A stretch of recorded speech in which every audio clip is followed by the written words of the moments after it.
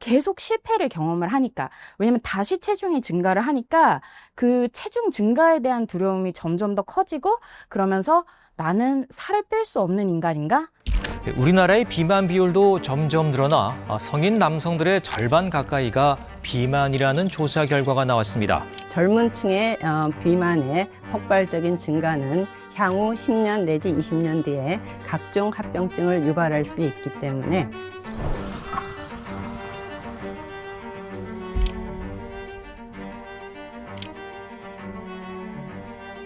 비만은 당신의 잘못이 아닙니다. 당신의 잘못이 아닙니다. It's not your fault.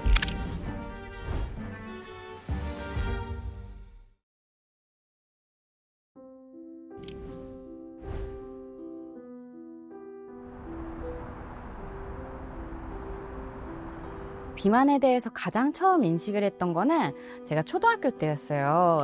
정말 굉장히 선명하게 기억을 하는 게, 제주도에 가족들이랑 친척들이랑 같이 여행을 갔는데, 지금은 잘 안 하지만 호르비놀이라는 게 있거든요. 각자 약간 다른 점을 짚어내면서 한 명씩 약간 놀리는 건데, 그 사촌 동생들이랑 언니랑 같이 얘기를 하면서 유현이는 혼자 뚱뚱해 딱 이러는 거예요. 그랬을 때 나 뚱뚱한가?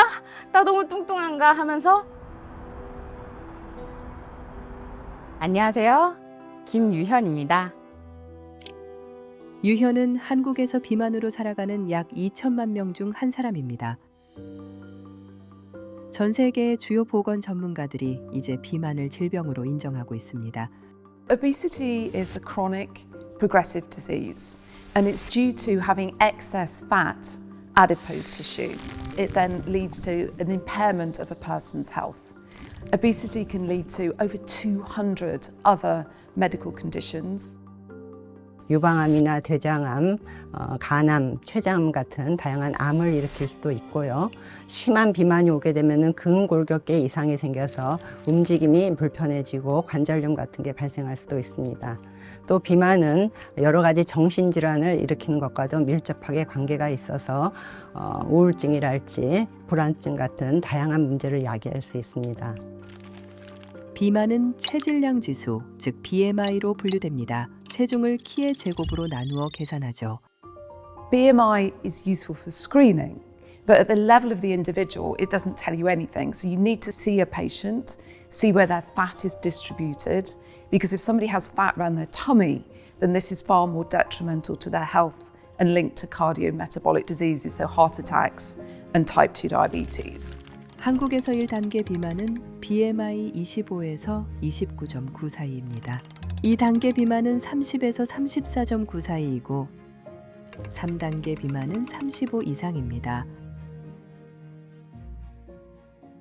비만과 함께 살아가는 모든 사람이 아는 한 가지가 있습니다. 낙인과 함께 살아가는 것이 어떤 것인지. 우리나라 사람들은 비만인에게 잔인하다고 생각을 좀 합니다. 왜냐면은 우리나라는 욕하면 살 빠질 줄 아는, 실제로 그런 분위기가 아직까지도 많이 있다고 생각을 해서 뭐 엄격하고 그런 거보다도 굉장히 까칠하고 잔인하다는 느낌을 많이 받았던 것 같아요. 제가 다이어트를 하면서 제일 사실 힘들었던 부분은 역시 요요 현상이었던 것 같아요. 사실 어떤 식으로든 살은 빼요. 진짜 많이 뺐을 때는 정말 한 달 만에 거의 한 20kg 정도 뺐던 것 같고, 근데 그때 이제 빈혈도 생기고 간 수치도 올라가고 정말 온몸이 망가졌었거든요. 근데 사실 살을 뺄 때는 뭐 가벼워지는 것도 좋고 뭐 사진도 예쁘게 나오고 다 좋았는데, 계속 실패를 경험을 하니까, 왜냐면 다시 체중이 증가를 하니까 그 체중 증가에 대한 두려움이 점점 더 커지고, 그러면서 나는 살을 뺄 수 없는 인간인가? 유현의 평생에 걸친 체중 관리 여정은 그녀의 신체 건강뿐만 아니라 정신 건강에도 영향을 주었습니다. 또한 가장 사랑하는 사람들과의 관계에도 영향을 끼쳤습니다. 제 이야기도 많이 하려고 하는 게 혼자가 아니라는 걸 알려주고 싶었던 것 같아요.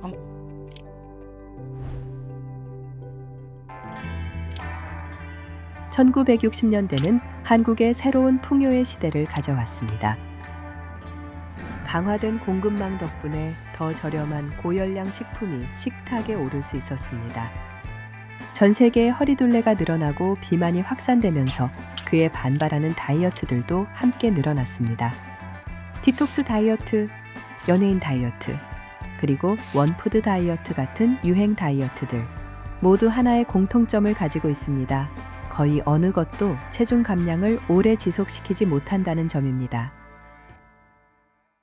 오늘날 한국에서는 여성의 28%, 남성의 거의 절반이 과체중이거나 비만으로 분류됩니다. 두 번째로는 신체 활동량의 급격한 감소라고 할 수 있습니다. 그래서 사람들이 대중교통보다는 자가용을 이용함으로써 걷는 시간이 많이 감소하였고, 역사적으로 체중을 유지하는 것은 호모사피엔스의 생존에 유리했습니다. 다시 말해 몸집이 가장 큰 동물이니 마지막까지 살아남을 가능성이 높았습니다. 그리고 그로 인해 우리 모두에게 체중 기준점이 생겼습니다. Each person has a set range that their body weight tries to be within. And if they lose weight, then the body tries to take them back up to where that set point should be. 수십 년 동안 한국인들은 이런 말을 수도 없이 들어왔습니다. 덜 먹고 더 움직여라. 3인치나 줄였어. 매일매일 자신의 숫자를 확인하고 운동이 기본이죠. 초유 프로틴에 더는 S라인 체지방 S라인 문제는 체중 관리는 그렇게 단순하지 않다는 것입니다. 체중 감량을 위해 다이어트를 하는 100명을 가정해 보세요. 그중 80%는 1년 후에 감량했던 체중이 원상 복구되었습니다. 그리고 또 비만은 굉장히 우리가 잘 모르는 다양한 요소에 의해서 발생을 하기 때문에 그게 그렇게 적게 먹고 운동을 해서 살을 빼라고 했을 때 실질적으로 그것을 성공시킬 사람은 전체 인구의 한 5% 이내라고 할 수 있습니다. 체중 감량에 대한 이런 부족한 이해에는 대가가 따릅니다. 그리고 그 영향은 우리 모두에게 미칩니다.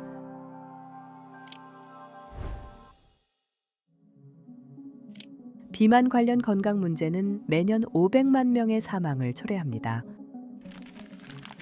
비만은 관상동맥 질환 발병 가능성을 69%, 고혈압은 113%, 이형 당뇨병은 243% 증가시킵니다. BMI 25 이상부터 BMI가 5 증가할 때마다 사망 위험이 31% 증가합니다. 하지만 이는 단순히 의료 문제만이 아닙니다. 이는 재정적 문제이기도 합니다. 2030년까지 한국에서 비만으로 인한 비용은 460억 달러로 증가할 것으로 예상됩니다. 그것은 한국의 연간 전체 보건 지출의 거의 절반에 해당합니다. At the moment, people with obesity are only receiving treatment when they already have many complications that are life-limiting. So if we compare this with cancer, it would be like not doing any screening and only treating people by the time their cancer has spread throughout their body. 비만이 의료 시스템에 가하는 부담이 커지고 있음에도 불구하고 가장 도움이 필요한 많은 이들이 여전히 의학적인 도움을 받지 못하고 있습니다. 무리한 다이어트를 하거나 또 공인되지 않는 약물을 이렇게 쓰는 약물의 오남용 사례가 굉장히 큽니다.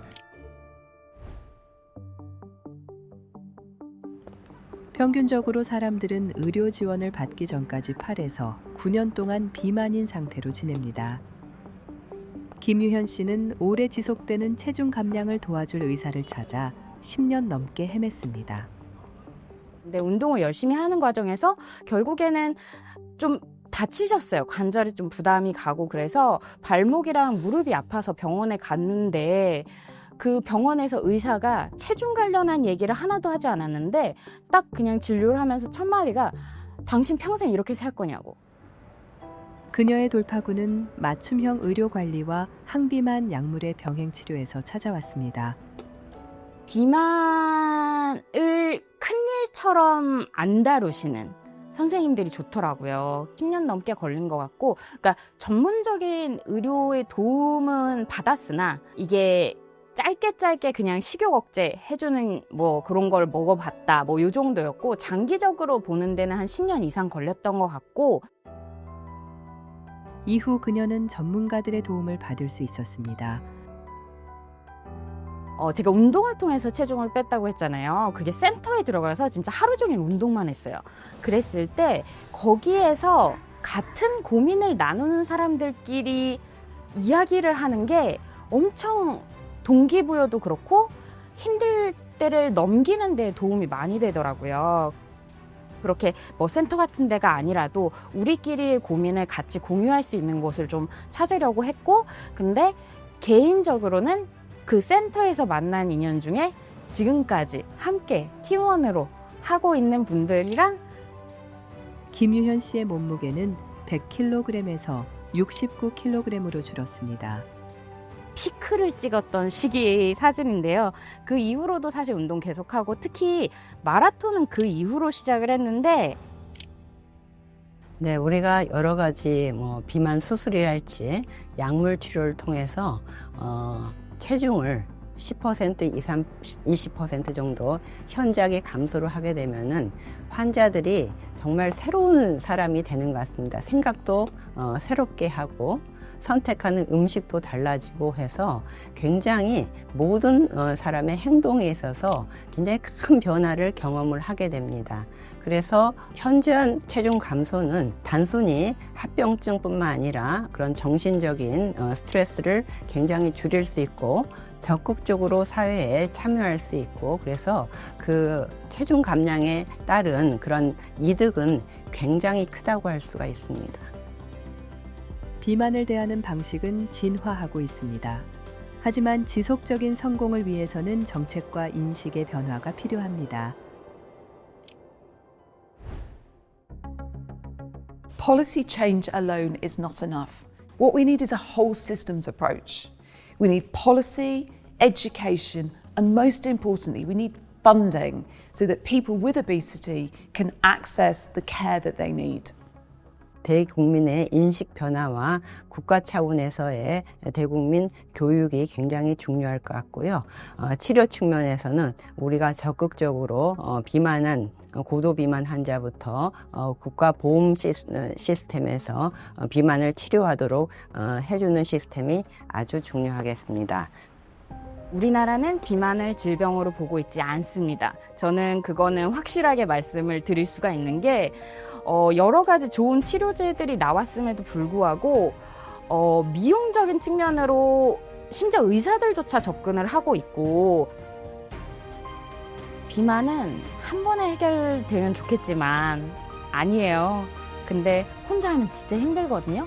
저도 계속 힘들어요. 같이 한번 노력할 수 있는 세상을 만들어 봅시다.